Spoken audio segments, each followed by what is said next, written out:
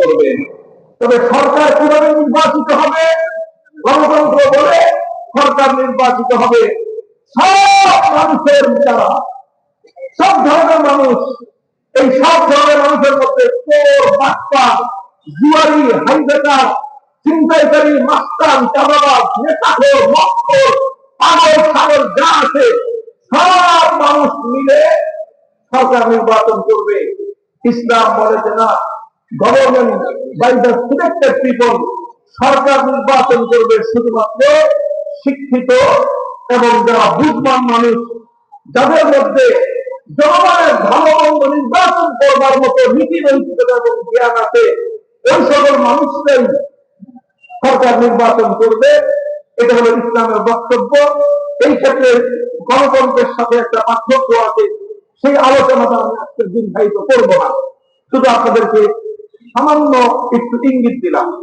মূল যে কথাটা আমি বলতেছি সেটা হলো গণতান্ত্রিক যে ব্যবস্থা, রাজনৈতিক ব্যবস্থা, সেই ব্যবস্থার সাথে ইসলামের প্রধান বিরোধ হলো যে গণতন্ত্রের কালিমা আর ইসলামের কালিমা সম্পূর্ণ ভিন্ন।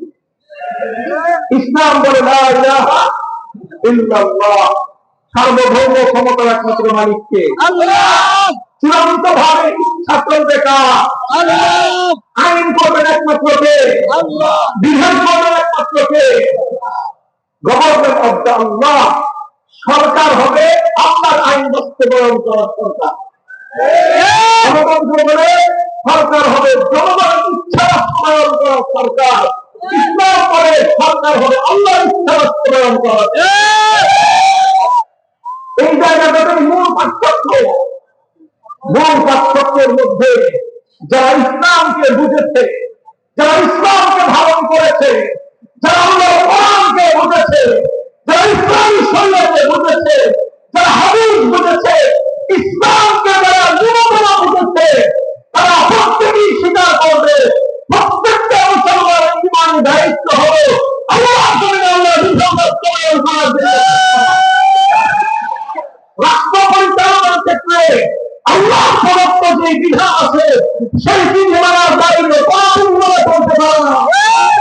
সেই বিধিমানের সঙ্গে সাংঘর্ষিক কোন আইন করতে পারে না। সারা দুনিয়ার সমস্ত মানুষ প্রতিদিনে যায়